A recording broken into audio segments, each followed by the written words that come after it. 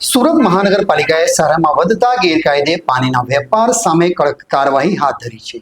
ડિંડોલી વિસ્તારમાં ચાલી રહેલા ગેરકાયદે પાણીના માફિયાઓ પર મનપાની ટીમે બુલડોઝર સાથે તૂટી પડી હતી.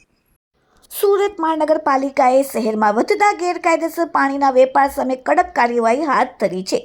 ડિંડોલી વિસ્તારમાં ચાલી રહેલા ગેરકાયદેસર પાણી માફિયાઓ પર મનપાની ટીમ બુલડોઝર સાથે તૂટી પડી હતી. પ્રાપ્ત માહિતી મુજબ ડિંડોલી માનસી રેસિડેન્સી સામે જમીનમાંથી બોરવેલ દ્વારા મોટા પ્રમાણમાં પાણી ઉપાડી તેને વિવિધ મિલોમાં પહોંચાડવામાં આવતું હતું.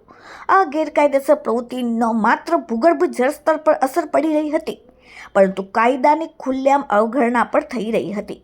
મહાનગરપાલિકાની ટીમે સ્થળ પર પહોંચીને અલગ અલગ ગેરકાયદેસર બોરવેલ તોડી પાડી કડક કાર્યવાહી કરી હતી.